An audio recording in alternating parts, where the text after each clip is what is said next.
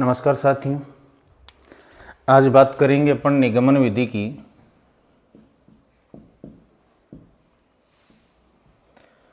कल आपने पढ़ी थी आगमन विधि। ये निगमन विधि उसकी बिल्कुल विपरीत विधि है। जैसा आपको बताया कि किसी भी विधि को पढ़ते समय हमें उसके प्रतिपादक की जानकारी होनी आवश्यक है। निगमन विधि के प्रतिपादक की बात की जाए तो यहाँ पर आपको दो बातें ध्यान रखनी हैं। एक तो इस विधि के बारे में सर्वप्रथम विचार किसने प्रस्तुत किया, और दूसरा शिक्षण में सर्वप्रथम प्रयोग किसके द्वारा किया गया। सर्वप्रथम व्यवहारिक प्रयोग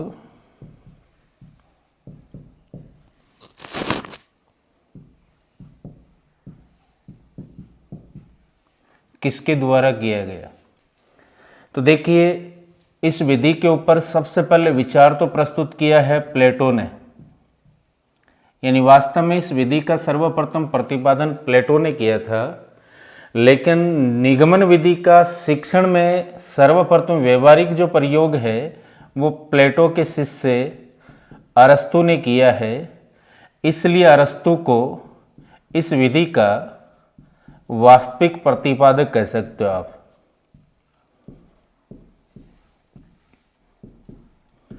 तो दो चीज़ें याद रखनी हैं। एक तो निगमन विधि पर सबसे पहले विचार किसने प्रस्तुत किया, जवाब होगा प्लेटो ने।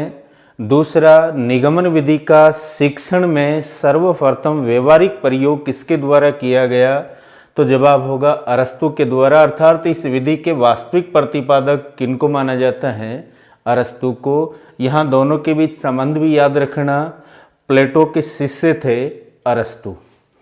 अब इस विधि की थोड़ी सी प्रक्रिया को जानें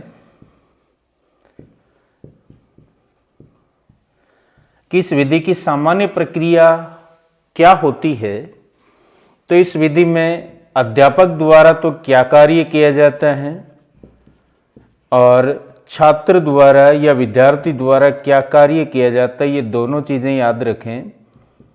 इस विधि में सबसे पहले अध्यापक द्वारा पूर्व में किसी अन्य विद्वान के द्वारा प्रतिपादित, जैसे मान लो कोई विषय वस्तु अध्यापक पढ़ाने जा रहा है, उस विषय वस्तु या प्रकरण से संबंधित कोई नियम, सूत्र या सिद्धांत है, वह छात्रों के सामने प्रस्तुत करता है। तो निगमन विधि में सर्वप्रथम अध्यापक द्वारा विषय वस्तु या प्रकरण से संबंधित कोई नियम, सूत्र या सिद्धांत प्रस्तुत किया जाता है। फिर छात्र इस नियम, सूत्र व सिद्धांत के आधार पर समस्या का समाधान करते हैं, या यूं कह सकते हैं कि विभिन्न उदाहरणों द्वारा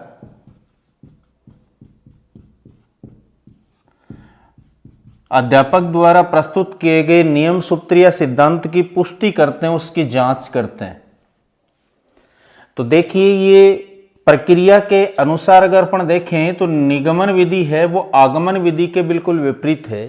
क्योंकि आपने पढ़ा है कल, आगमन विधि में अध्यापक सबसे पहले विषय वस्तु से संबंधित उदाहरण है वो छात्रों के सामने प्रस्तुत करता है। फिर छात्र अध्यापक की सहायता से उन उदाहरणों का निरीक्षण, विश्लेषण, वर्गीकरण करने के बाद वर्गीकृत तथ्यों और उदाहरणों के आधार पर किसी सामान्य नियम या किसी सामान्य सिद्धांत या परिभाषा का प्रतिपादन करते हैं।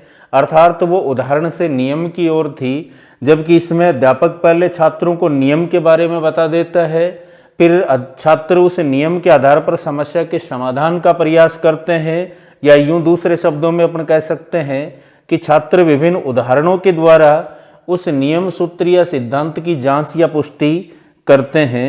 ये हो गई आपकी निगमन विधि की सामान्य प्रक्रिया। अब बात करें निगमन विधि के शिक्षण सूत्र।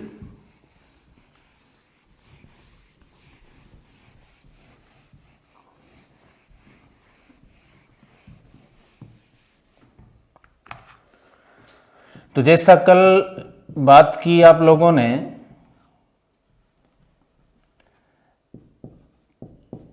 कि आगमन विधि के जो शिक्षण सूत्र हैं उनके बिल्कुल विपरीत होंगे निगमन विधि के।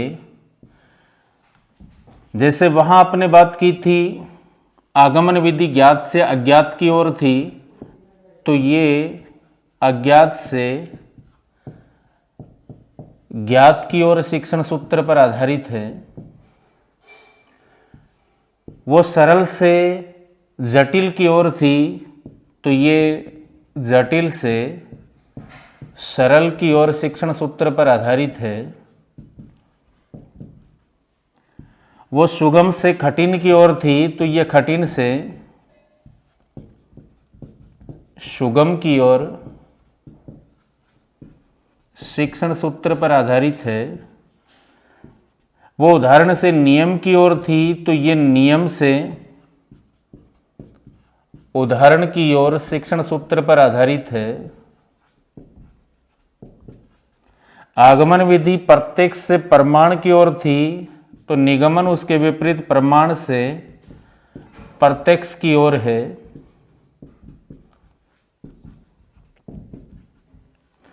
वो विशिष्ट से सामान्य की ओर थी, तो ये सामान्य से विशिष्ट की ओर है।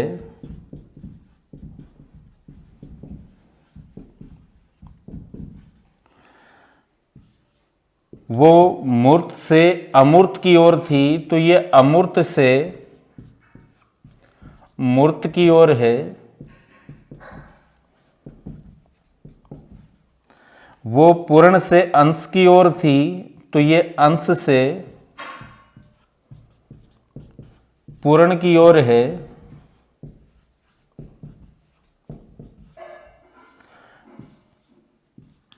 इसी प्रकार वो विश्लेषण से संश्लेषण की ओर थी, तो ये विधि संश्लेषण से विश्लेषण की ओर है।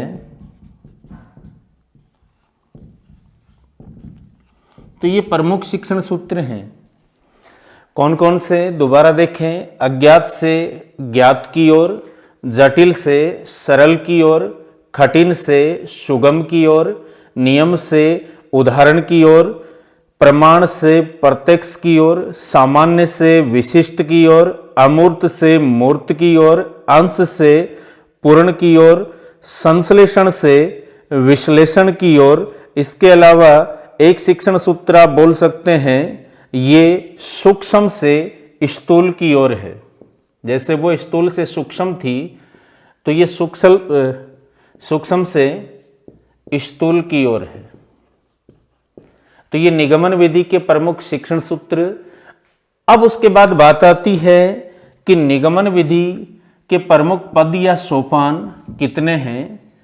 तो सामान्यतः निगमन विधि के कोई निश्चित पद या सोपान नहीं होते। कुछ विद्वान निगमन विधि के केवल 3 पद या सोपान मानते हैं, तो कुछ विद्वान हैं वो निगमन विधि के आगमन विधि के समान 5 पद या सोपान मानते हैं। वो 5 पद या सोपान हैं कौन से?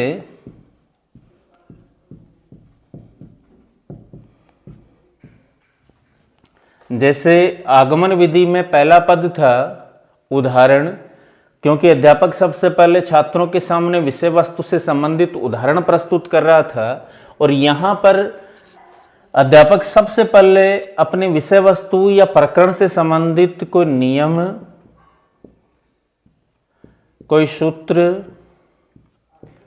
या सिद्धांत है वो छात्रों के सामने प्रस्तुत करता है। यानी निगमन विधि का पहला पद होगा नियम, सूत्र या सिद्धांत।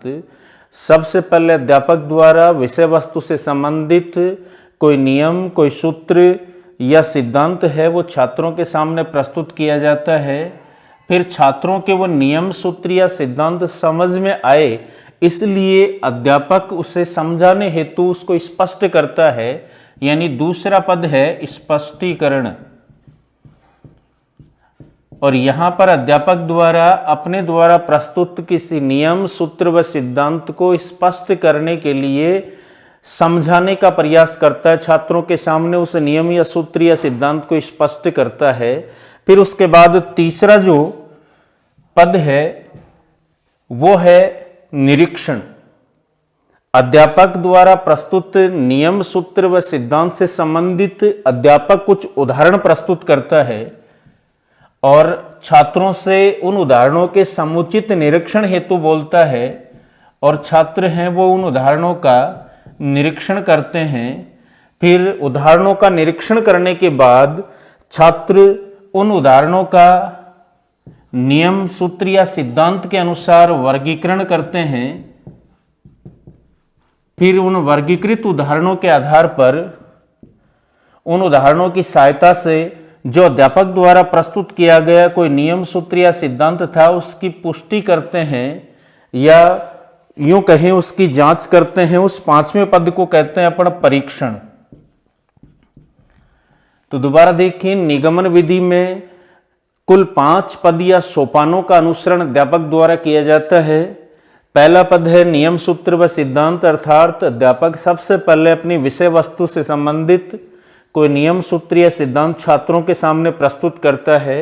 दूसरा पद है स्पष्टीकरण, अर्थात अध्यापक अपने द्वारा प्रस्तुत किए गए नियम, सूत्र, सिद्धांत या परिभाषा को स्पष्ट करता है, उसे समझाने का प्रयास करता है। फिर तीसरा पद है निरीक्षण, अध्यापक अपने द्वारा प्रस्तुत नियम, सूत्र व सिद्धांत पर आधारित कुछ अनेक उदाहरण है वो छात्रों के सामने प्रस्तुत करता है और छात्रों को उन उदाहरणों का निरीक्षण करने के लिए बोलता है। छात्र हैं वो उन उदाहरणों का समुचित निरीक्षण करते हैं। उसके बाद निरीक्षण किए गए उदाहरणों का छात्र है वो वर्गीकरण करते हैं। फिर वर्गीकृत उदाहरणों के आधार पर अध्यापक द्वारा पूर्व में प्रस्तुत किए गए नियम, सूत्र व सिद्धांत की जांच या पुष्टि करते हैं। यही है आपकी निगमन विधि। जैसा आपको बताया कि कुछ विद्वान हैं वो निगमन विधि के 3 पद मानते हैं। उनके अनुसार पहला पद होता है सामान्य नियमों का प्रस्तुतिकरण।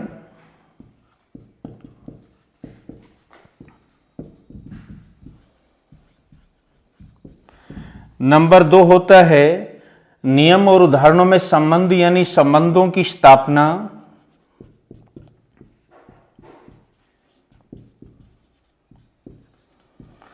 और तीसरा पद होता है उदाहरणों द्वारा परीक्षण।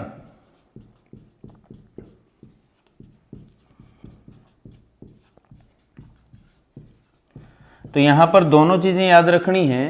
सामान्यतः निगमन विधि से अध्यापन के दौरान अध्यापक द्वारा कितने पद या सोपानों का अनुसरण किया जाता है, तो जवाब होगा 5।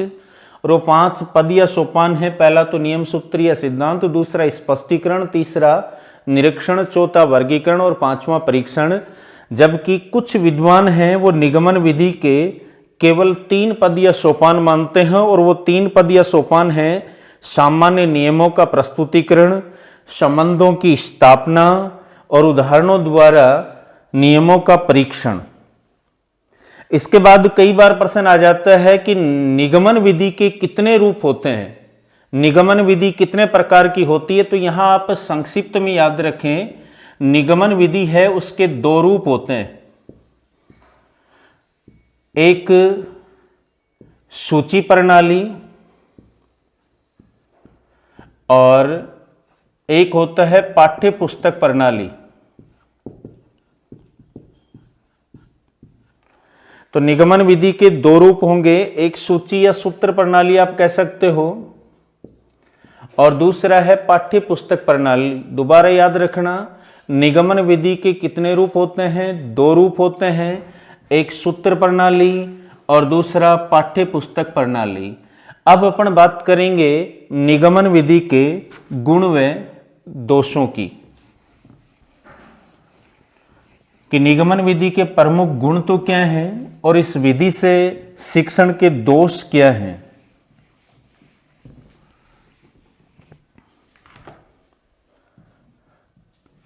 साथ साथ देखें, पहले बात करें गुणों की। सबसे पहली बात कि इस विधि में छात्रों को किसी परिभाषा का प्रतिपादन करने की, किसी नियम या सूत्र या सिद्धांत का प्रतिपादन करने की आवश्यकता नहीं होती। इस विधि में छात्र व अध्यापक दोनों ही है ना, वो किसी दूसरे के द्वारा प्रतिपादित नियम, सूत्र, सिद्धांत या परिभाषा का अनुसरण करते हैं। अर्थात इस विधि में समय कम लगता है, क्योंकि किसी नियम, सूत्र या सिद्धांत की खोज में समय अधिक लगता है, उसके प्रतिपादन में समय अलग लगता है। किसी दूसरे के द्वारा प्रतिपादित नियम का अनुसरण अगर किया जाए तो समय कम होगा। तो पहला जो गुण है वो है कम समय में अधिक ज्ञान प्रदान किया जा सकता है। कम समय में अधिक ज्ञान प्रदान किया जा सकता है। नंबर 2, अध्यापक है उसके लिए निगमन विधि में पढ़ाना या निगमन विधि से जो शिक्षण कार्य है वो आसान होता है। यानी शिक्षक के लिए आसान कार्य, और इसकी वजह आप याद रख सकते हो, क्योंकि अध्यापक है वो किसी दूसरे के द्वारा बताए हुए नियम, सूत्र या सिद्धांत को ही छात्रों के सामने प्रस्तुत करता है। अर्थात किसी अन्य द्वारा प्रतिपादित नियम, सूत्र या सिद्धांत को प्रस्तुत करना आसान कार्य है। तीसरा जो गुण है इसका वो है कि इस विधि पर आधारित पाठ्य पुस्तकें हैं वो उपलब्ध हैं। पाठ्य पुस्तकें आसानी से उपलब्ध हैं।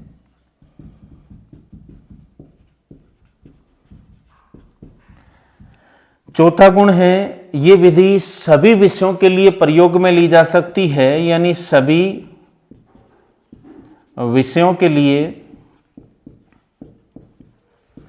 प्रयुक्त की जा सकती है। इसके अलावा इस विधि द्वारा एक साथ सभी छात्रों को ज्ञान प्रदान किया जा सकता है। एक साथ सभी छात्रों को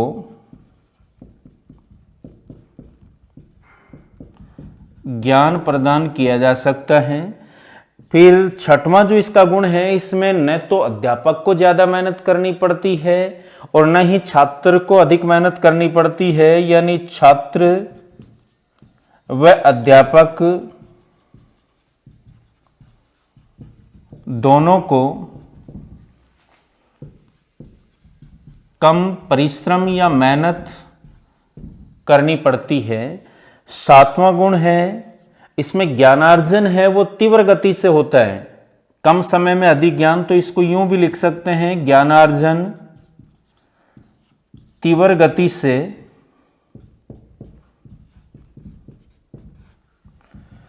ठीक है, ये इस विधि के प्रमुख गुण हैं। दोबारा देखें, इस विधि द्वारा कम समय में अधिक ज्ञान प्रदान किया जा सकता है। शिक्षक के लिए इस विधि से पढ़ाना आसान कार्य है, क्योंकि इस विधि में अध्यापक किसी दूसरे द्वारा बताए गए नियम, सूत्र या सिद्धांत को ही प्रस्तुत करता है, जो एक आसान कार्य है। तीसरा, इस विधि पर आधारित पाठ्य पुस्तकें आसानी से उपलब्ध हैं। चौथा, इस विधि का प्रयोग सभी विषयों के शिक्षण में किया जा सकता है। पांचवा गुण है इस विधि द्वारा एक साथ सभी छात्रों को ज्ञान प्रदान किया जा सकता है। छठवां गुण है इस विधि में छात्र व अध्यापक दोनों को ही कम मेहनत करनी पड़ती है। और सातवां गुण है कि ज्ञानार्जन है वो तीव्र गति से होता है। और आठवां आप गुण लिख सकते हैं कि इसमें, इस विधि में जैसा यहां पर आया कि दोनों को कम मेहनत करनी पड़ेगी, और यहां बात आई कम समय में अधिक ज्ञान प्रदान किया जा सकता, तो एक गुण और आप निकाल सकते हो। इस विधि में समय व श्रम दोनों की बचत होती है।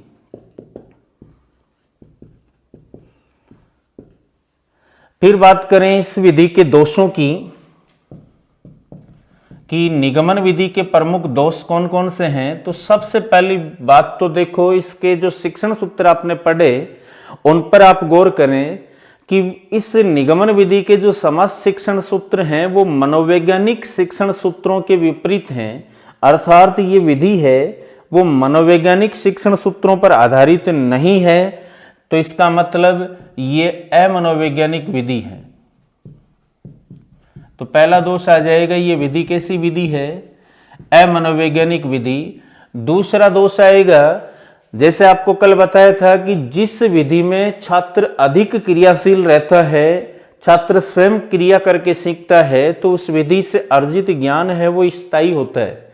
जबकि यहां आपको पता है कि छात्र कम क्रियाशील है, कम सक्रिय है, तो सीखा हुआ जो ज्ञान है ना वो स्थायी नहीं होता, स्पष्ट नहीं होता। तो एक दोष आ जाएगा, सीखा हुआ ज्ञान अस्थायी व अस्पष्ट। तीसरी बात, इस विधि से ज्ञान आप तेजी से अर्जित करोगे। जैसा आप इसकी विशेषता या गुण में आपने पढ़ा है कि इस विधि से ज्ञानार्जन तीव्र गति से होता है, लेकिन याद रखना वो ज्ञान स्थायी नहीं होता। और दूसरा खास बात अगर अपन बात करें तो इस विधि से जो अर्जित ज्ञान है, यदि उसका विस्मरण हो जाए, उस ज्ञान को अपन भूल जाएं, तो उस भूले हुए ज्ञान को पुनः प्राप्त करना मुश्किल होता है। तो तीसरा दोष होगा, ज्ञान का विस्मरण होने पर पुनः प्राप्त करना मुश्किल है। फिर इस विधि में छात्र को तर्क व चिंतन की आवश्यकता नहीं होती, वह किसी दूसरे के द्वारा प्रतिपादित नियम, सूत्र व सिद्धांत को समझता है और उसकी उदाहरणों के द्वारा पुष्टि करता है। अर्थात यह विधि है, इससे छात्रों की मानसिक शक्तियों का विकास नहीं होता, बल्कि यह विधि रटने की प्रवृत्ति पर बल देती है। तो चौथा दोष हो जाएगा, इस विधि में रटने की प्रवृत्ति पर बल दिया जाता है।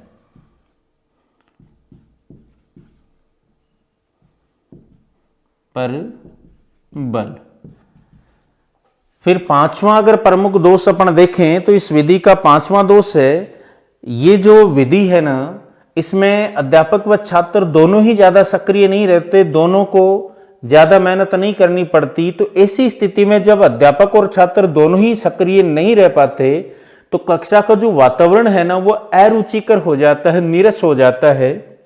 तो पांचवा दोष आ जाएगा, कक्षा का वातावरण अरुचिकर व नीरस। छठवां दोष हो जाएगा, क्योंकि सामान्यतः है वो किसी अन्य द्वारा प्रतिपादित नियम, सूत्र व सिद्धांत हैं, उनकी पुष्टि उच्च कक्षाओं के लिए उपयोगी है। छोटी कक्षा के विद्यार्थी किसी अन्य द्वारा प्रतिपादित नियम, सूत्र व सिद्धांत की पुष्टि नहीं कर पाते। अर्थात यह विधि केवल उच्च कक्षाओं के लिए उपयोगी है, छोटी कक्षाओं के लिए उपयुक्त नहीं है, केवल उच्च कक्षाओं के लिए उपयोगी। तो ये इस विधि के प्रमुख दोष हैं। पहला, ये अमनोवैज्ञानिक विधि है। दूसरा, इस विधि से अर्जित ज्ञान जो है वो अस्थायी व अस्पष्ट होता है। तीसरा दोष है, यदि इस विधि द्वारा अर्जित ज्ञान का विस्मरण हो जाए तो उसे पुनः प्राप्त करना कठिन है, मुश्किल है। चौथा दोष है, ये विधि रटने की प्रवृत्ति पर बल देती है। पांचवा दोष है, कक्षा का वातावरण अरुचिकर व नीरस हो जाता है। छठवां दोष है, यह विधि केवल उच्च कक्षाओं के लिए उपयोगी है, यानी छोटी कक्षाओं के लिए उपयोगी नहीं है। सातवां दोष आप लिख सकते हैं कि इस विधि में छात्रों की मानसिक शक्तियों का विकास नहीं होता, अर्थात छात्रों को विकास का अवसर नहीं मिलता। इसके अलावा ये जो विधि है, इसमें छात्र है वो यंत्रवत कार्य करता है, उससे किसी दूसरे के नियम, सूत्र व सिद्धांत का अनुसरण करना है और अध्यापक द्वारा प्रस्तुत उदाहरणों के आधार पर उसकी पुष्टि करनी है। यानी छात्र इस विधि में यंत्रवत कार्य करने लग जाता है। कहने का मतलब उसमें मौलिक रूप से कार्य करने की क्षमता है वो धीरे धीरे कम होती चली जाती है। इसके अलावा यह किसी दूसरे द्वारा प्रतिपादित नियम, सूत्र, सिद्धांत या परिभाषा का ही अनुसरण कर रही है, अर्थात यह विधि है वो नवीन ज्ञान के अर्जन में सहायक नहीं है। ये भी इस विधि का एक प्रमुख दोष है। ये हो गई आपकी निगमन विधि। कुछ महत्वपूर्ण बातें दोबारा देखें। निगमन विधि के बारे में सबसे पहले विचार तो प्रस्तुत किया है प्लेटो ने, जबकि इस विधि का शिक्षण में सबसे पहले व्यवहारिक प्रयोग है वो अरस्तु के द्वारा किया गया, इसलिए इस विधि का वास्तविक प्रतिपादक अरस्तु को माना जाता है। यह विधि आगमन विधि के बिल्कुल विपरीत है। सामान्यतः अगर अपना बात करें तो सामान्य से विशिष्ट की ओर जाने को ही निगमनात्मक प्रक्रिया कहा जाता है। वह प्रक्रिया जिसमें सामान्य से विशिष्ट की ओर जाया जाए वो निगमनात्मक प्रक्रिया कहलाएगी। तो ये जो विधि है ना, इसमें पहले छात्रों को नियम, सूत्र, सिद्धांत या परिभाषा के बारे में बता दिया जाता है, फिर उन परिभाषा, सूत्र, नियम या सिद्धांत से संबंधित उदाहरण प्रस्तुत किए जाते हैं, फिर छात्र उन उदाहरणों के आधार पर उस नियम की पुष्टि करता है। फिर बात की थी इस विधि के शिक्षण सूत्रों की, तो आगमन विधि के शिक्षण सूत्र याद करके उनको आप उनके विपरीत लिख दें, वही निगमन विधि के शिक्षण सूत्र होंगे, क्योंकि दोनों एक दूसरे के बिल्कुल विपरीत हैं। फिर बात की सोपान की, तो सामान्यतः निगमन विधि से शिक्षण के दौरान अध्यापक है वो 5 पदों का अनुसरण करता है, और वो 5 पद आपने पढ़े। पहला नियम, सूत्र व सिद्धांत, दूसरा स्पष्टीकरण, तीसरा निरीक्षण, चौथा वर्गीकरण और 5वां परीक्षण। फिर बात करते हैं, जैसा आपको बताया कि निगमन विधि के लिए कुछ विद्वान ऐसा मानते हैं कि इस विधि में 3 ही पदों का अनुसरण किया जाता है। सबसे पहले नियम की प्रस्तुतिकरण करना, फिर संबंधों की स्थापना करना, फिर उदाहरणों के द्वारा पुष्टि करना। फिर बात की थी कि निगमन विधि के रूप कितने होते हैं, तो याद रखना है निगमन विधि के 2 रूप होते हैं। एक तो आपकी सूत्र प्रणाली और दूसरी है वो आपकी पाठ्य पुस्तक प्रणाली।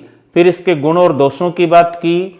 गुणों में कम समय में अधिक ज्ञान प्रदान किया जा सकता है, शिक्षक द्वारा इस विधि से पढ़ाना आसान कार्य है। पाठ्य पुस्तक हैं वो इस विधि पर आधारित पुस्तकें आसानी से उपलब्ध हैं। इस विधि का प्रयोग सभी विषयों के शिक्षण में किया जा सकता है। एक साथ सभी छात्रों को ज्ञान प्रदान किया जा सकता है। छात्र व अध्यापक दोनों को ही कम मेहनत करनी पड़ती है। इस विधि से ज्ञानार्जन तीव्र गति से होता है और इस विधि द्वारा समय व श्रम दोनों की ही बचत होती है। फिर दोषों की बात की, ये अमनोवैज्ञानिक विधि है। इस विधि में सीखा हुआ ज्ञान है वो अस्थायी व अस्पष्ट होता है। अर्जित ज्ञान का यदि विस्मरण हो जाए तो उस ज्ञान को पुनः प्राप्त करना मुश्किल होता है। इसके अलावा यह विधि है, इस विधि से छात्रों की मानसिक शक्तियों का विकास नहीं होता, अपितु यह विधि है वो रटने की प्रवृत्ति पर बल देती है। फिर इस विधि से शिक्षण में कक्षा में है वो अरुचिकर व नीरस वातावरण का निर्माण होता है। ये विधि केवल उच्च कक्षाओं के लिए उपयोगी अर्थात छोटी कक्षाओं के लिए उपयोगी नहीं है। फिर बात करें दोष की, तो इस विधि में छात्र है वो यंत्रवत कार्य करता है, उसमें मौलिक कार्य करने की क्षमता है, उसका ह्रास होता है। फिर ये विधि है, इससे नवीन ज्ञान प्राप्त करना संभव नहीं है। ये हो गई आपकी निगमन विधि। इसके बाद अगले वीडियो में अपन आगमन व निगमन विधि में अंतर को पढ़ेंगे। धन्यवाद।